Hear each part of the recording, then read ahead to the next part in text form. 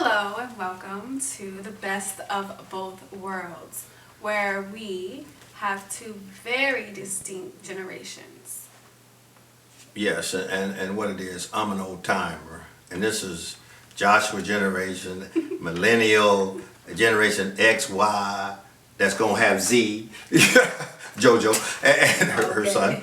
And we're connecting. And what we're doing is we're looking at some. Our purpose here is to add value to your life. We are about loving folks and bringing out the best in you. Bringing out the best in you by just having dialogue and letting you see that we can dialogue across many things. As John Maxwell would say, many communicate, but few connect. And we want to become persons of influence. We want to influence you, and we're telling you straight up. We want to influence you in the most positive way that you would just take it to another level. As John's latest book, Be Intentional. Move right into intentional living. So, with that being said, who we are, like once again, this is Brianna. And I'm Dr. Taylor, and this is my granddad. And that's my granddaughter, and we're gonna rock this thing. How you like them terms? Okay, good. Now today we got a bunch of tools, but today we're gonna use a little book that we just put out in 2007, but recently released it on Amazon, and it's called Precious Little Prayers of Precious Little People, and it has about 23 prayers in there. And how it came about was that in the course of my being a counselor at different places, I would listen to the hearts of the kids, and then I would translate it into a poem, go back to the kids, and make sure that I heard their hearts. And which caused me to be a lot more sensitive, and caused me to be able to translate that to the parents so that we could take a deep action, not a surface action, but a deep action so that we could save our children, save their hearts, save their spirit, save who they really are, and lift them out of the bands of oppression and put them on a road to adding value, not just to themselves, but to others. Right. Okay, so these videos are, these videos will be out on YouTube, and on social media, we'll give you some different clues and things of how to make sure you stay with us, because we really think you're going to really like this. You're going to be looking for the next ones. Okay, and that's what I think. And once again, the book is out on Amazon. And we also ask that if you look at the videos, we ask that you would subscribe and leave comments. We would love to hear your feedback. We believe feedback is neither not negative nor positive. It's just feedback. It just helps us to do a better job. As they would say in one of the movies, help me to help you. You loving me now, Jerry, ain't you? Okay. We just want some quan, and we want to get this thing done right so that we just enjoy ourselves. And so we're going to read a poem. Our approach is that we're going to read a poem, we're going to dissect it, then we're going to consider it, in terms of the child, in terms of the parent, and our personal responsibility. So with that being said, I'm going to start in the front of the book. It is called, the first prayer is called, In His Face, I Don't See God. And it goes like this. Jesus, what can I do when Dad gets mad and stays that way and looks real bad? Does he know he looks so odd? And in his face, I don't see God. Wow. So, first of all, this is a little child's heart. Now, next thing we want to take a look at is just kind of dissect it. So what is this saying to you, as we read that? What do you take away from this conversation? What's going on in terms of? It looks to me that the child is saying that he doesn't see his dad in God's image, fulfilling what the Bible tells us, that we are all made in God's image, but he's not portraying that at this time of being mad. So, now if you look at this from a child perspective, the reality that a child can perceive and that he has a baseline that is God, and saying, right, here is you and here is God, and there's an inconsistency. There's something that's not matching. Matching out here, that little incongruency here, like, I may not be able to articulate it because I don't know big words yet. Right. I may just got thought bubbles, go to how small the kid, but right, I may not be able to say it where you can say it, but I'm sensing, where in my spirit, that something ain't right. Wow, this kid had to be pretty heavy to know that God was the standard. And that daddy wasn't meeting up to it.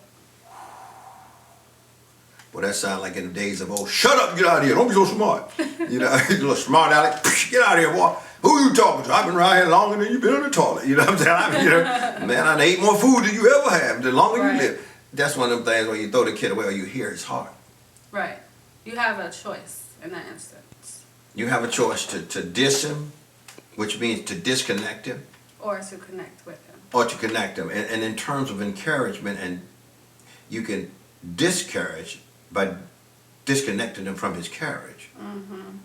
Or you can encourage by engaging him to his courage. Mm-hmm.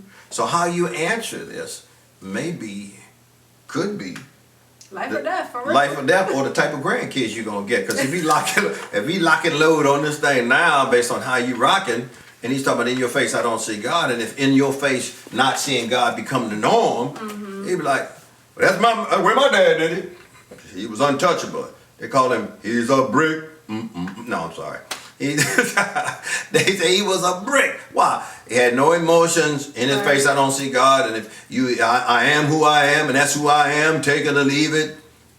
Right, but the powerful thing that I see, that he went to Jesus. You know, he went to Jesus first, and he told Jesus, you know, what he was feeling. That's what's powerful to me. That this little kid actually went to God and told him. So, this kid, I'm not going to say instinctively, but somehow this kid knew, the spirit in this kid knew that he could talk to God. Mm-hmm. Jesus. That's a good thing there. Because he's talking to Jesus. Huh? Yes, and asking him, how can he help? Wow, Jesus, just the idea that a kid wants to help his dad. And most kids want to help if you don't shut them down. Right. Absolutely. Jesus, what can I do when dad gets mad? So he's asking for advice from Jesus. You know, next time that dad gets mad, what can I do to help him? So that he can calm down. And stays that way. Ooh, that has a little lift to it. Right. You don't just get on it and get off of it. It might be days. Don't go there. It might be days. Years, I say. So, seemed like years to the kid, you know, because who's emotionally suffering through all of this while you over there trying to hold your own. Exactly. And the kid is just like, I want to help him. Because it stays that way. It's too long. Right. Exactly. And then my friends come over and they say, what's wrong with you there? Nothing. And it looks real mad. Bad. It looks real bad. He stays that way. And so whatever's bothering Dad radiates throughout the house. And that's a spirit that yes, don't want to reach on anyone else. Ooh. So this kid this kid got some evangelistic tendencies. This boy got some insight because he like, look, Jesus, we got to get this out of here. Because I do not need this. Let's abort. That's right. You know, the last time he did this, another kid turned to a psychologist. Frequency and degree. How often does Dad do this, and how long does he stay? How long are these intervals? And how can we fix this? Because that's this right. is a problem. It's happening too frequently, and it's staying too long. Right. So this, and then he talking about, I'm not mad, but look at him. He looks real bad. It shows. Right. I would even suggest that kids are not so dumb that they don't know, especially the younger they are. They can smell your spirit, sniff it, or however you want to say it. And when you say, I'm okay, they're reading your spirit no matter how much makeup you put on. No matter how much, they defy all of that outward adorning, and they like, something wrong here. Right. They can smell it. They can smell it. And so this guy said, look real bad. He know how bad you look to the point he goes to the next statement and says, does he know? He calling Dad out. Dad, hold it. Do you know how you looking? You look crazy. Hey, odd, man. And you over there lying up. Ain't nothing wrong. You look bad. Hey, 2 times. Did he say that? And stays that way, looks real bad. Does he know he looks so odd? Odd. Hold a minute. Odd. What makes a person an odd man out? Is it? Right. Doesn't mean something is right? And now he's the odd man. Does he know he looks so odd up against, and God. then Looks odd up against God. so this kid got some discerning and know that parents supposed to look like God. In his image. And the crazy thing is that this kid can make that comparison. I want to make kids out there now making these comparisons right now. Parents ain't aware of it. And wonder why they in the room. Don't want to fool with them. Like, I thought they supposed to be the parents up in jail. What's wrong with these knuckleheads? You know? Do I have to school them? Good Lord Jesus. And that brings us back to the parents, is that we have to be very cautious on what image we're putting out there for our children. Wow. And how we are upholding ourselves on a day-to-day. Because we say, you know, when you go out there, we tell our kids, when you go out there, you represent me. But how are we representing ourselves to our kids? And now the kid is saying, yo, Pops, you ain't representing God. Okay. Now don't make, this just me, I'm cluing you, man. Because God will jack you. You know what I'm saying? Yes. You're messing with God, dog. You know, the Godfather. Chill. You know, you need to be getting it right now. You don't have to take it from me. Just let him talk to you. You know what I'm saying? I'm just trying to hook you up early. I'm going to help you out right now. Save a dad program. I'm trying to save a dad. Because if God, the Bible says it like this, it says, if your own heart condemns you, God is greater than your heart. I'm trying to talk to you while your heart can kind of bring you in before God has now hear this. You go, oh, you go to Fright City. Right. No, so if a kid can clue you in his face, I don't see God. So where should your kids see God? I believe that your kids should see God first through you. You're his parents. And that's where his upbringing is coming from. So that's where he's most influenced, in the house. So I'm going to play with this word here. You say that's where it's upbringing. Mm-hmm. Now, if it's upbringing, what would be the opposite? Downsetting? So either you're going to upbring him or you're going to downset him. You're going to turn it the opposite way. So either you're turning him off, and the Bible tells us about not frustrating our kids and all those type of things. So this kid is really cluing. And as a parent, what should be the approach to this when a kid brings out this or finds a poem that expresses his heart because he can't say it? You know, like most songs, we say, oh, I love that song because he's singing your song. Because you wish you could say it, but you can't put it in the words they say it in. So now this kid has this in there. What would you say? Because I believe that there are a lot of children out there right now that are in the throes of this. And I believe that some of the parents are in the throes of, I believe because of generational histograms and all those things that some parents went through this and got some, and how they're treating their children are directly from how they were up. Yes, when this came up in their life, when the uprising was a downsetting, that's right. Yeah. And then they downset, shut up, boy, get out of here. And, so how do we stop this? Oh my God, how do we break that curse? How do we get them saved? How do we get their spirits from having those spirits bothering them, oppressing, repressing, and doing that? Because this kid is crying out for his dad. He wants his dad. He wants his dad not to be mad anymore. Right. And whatever is upsetting his dad, he wants to help him. Like, Dad, it's okay. Because I really want you to look like God. Yes. I need you to look like God. For me, you know, basically is what he's saying. The kid singing a little song, you're all the hero I need. You know, again, live up to that. That's my dad. That's my dad. That's brother's temporary filling the slide right now. Right. Yeah, he used to be my dad yesterday. I don't know. Somebody must have stolen. Like, you know, remember those invasions where they were snatching people and putting bodies in place? You know, that's what you think sometimes. What happened to Dad? Now imagine if your dad had something happen to him, or it was generational. Right. So at some point, this should speak to dads that maybe they can stop this curse. Right. Speak to the kids that dad is willing to stop the curse. You know? Yeah, that's wow. In all aspects, it should be speaking to everyone, you know, just so that you can have a good foundation to go to when situations like this happen.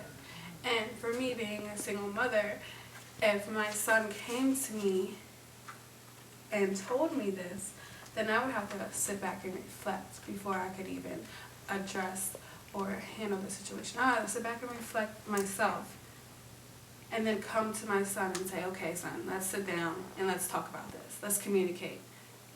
Because communication is the bridge to relationships. And I want to have a good and meaningful relationship with my son as his mother.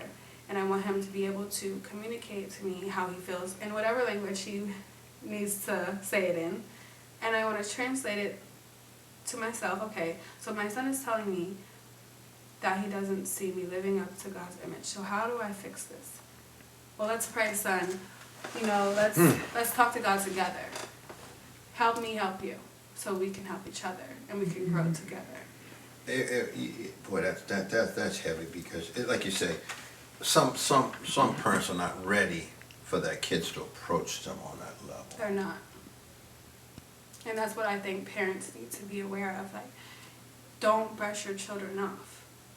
Don't dismiss them, because how we react to how their situations is going to affect their spirit.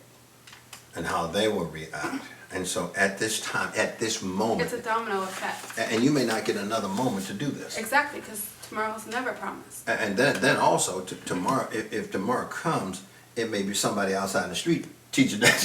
Exactly. And you lost your time to put in the measurement stick, the plumb bob. You don't have the alignment in there. You have nothing for them to measure that other junk up again. Here's how it's supposed to be done, son. So if you see it done any other way, just let it go. Right. And we have to be willing to come down to their level. Like, okay, I apologize that you saw me in that state, and it will not happen again. We release that spirit. Yes. So that they are comfortable and knowing that you won't do that again. And you have to be mindful from there on not to do that anymore. So if you feel yourself getting angry, you have to remember, okay, son, let's pray. Mommy is not feeling good. Wow. You know? And just have different avenues instead of, you know, getting angry and your son seeing that and him not seeing you living up to God's image like we teach them. Now, sometimes, because men are men and women are women and all that kind of stuff, you know, in his face, I don't see God. And because Dad gets mad, it really doesn't matter what caused the mad. Right. What issue caused the mad? Was somebody overspent the budget? What somebody came home late? It doesn't matter. What matters is the spiritual image of God that child sees while you're handling life's demands. Exactly. And if you're flaking and falling off and reacting every time, I can see me not wanting to talk to you on the regular. Well, is he okay today? Can you know? Throw my hat in the ring. Throw my hat in the ring. Pure. My hat. I'm shutting back out. Exactly. You know, I can see. So, but no, I got a dad that, man, no matter what go down, he may not like it to the degree. And may have to breathe while I feel the ketchup coming up his hot sauce coming up his leg.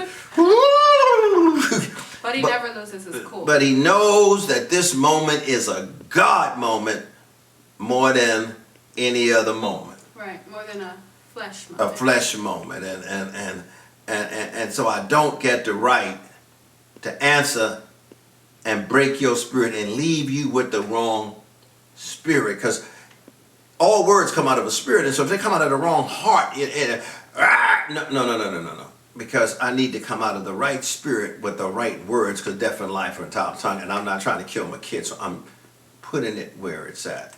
Son, I don't like it. I'm speaking life to you. I hate it, but I'm going to speak life to it. And maybe that could be a learning point. So whatever you're upset about, you don't have to go into depth with your child, but you can use it as a learning experience and sit them down and say, hey, son, I'm not feeling good today, X, Y, and Z. And when you get older, this is how I would expect you to handle it. You know, our finances, or you can say sometimes when you work hard, this and this happen, and you have to be able to find other avenues to support your family. You know, especially the father to the son, because you're raising a man.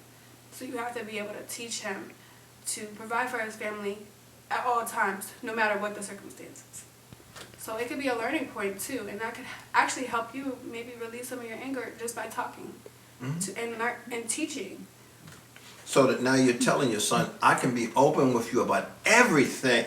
You know what I say? I can be open. Life is going to come. It's not about how it comes, it's how I react to it. So if I'm reacting so bad that I lose the image of God, then I have picked up the wrong spirit. And now my house is infiltrated by Casper. And Casper needs to go. Need to get up out of here. And so if your kid is the only evangelist in the house that can smell Casper and talking to Jesus about it, and now you mad because you want to hold on to Casper, but the child got the revelation. Okay.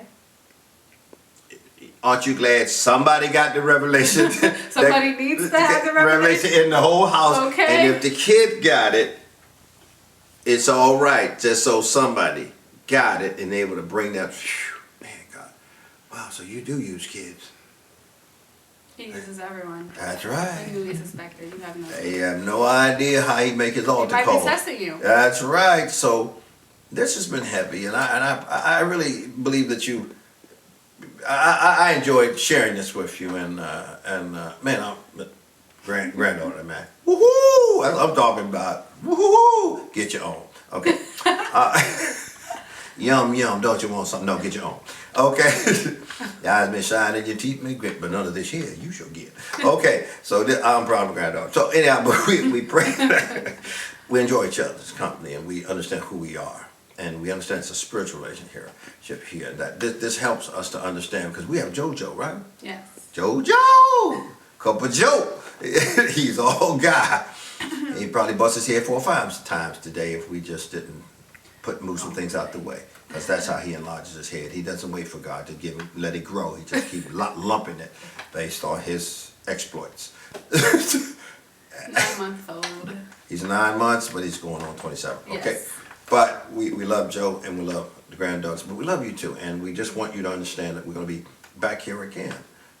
So we thank you for joining us on this one now. First of many in this book as we walk through this book called Precious Little Prayers of Precious Little People, out on Amazon. And check us out on Facebook, hit us up, like us, Subscribe to us. all that social media stuff that she knows about. And we hope that you got the best of both worlds. Yes. My world and her world. And this their world. Whoa.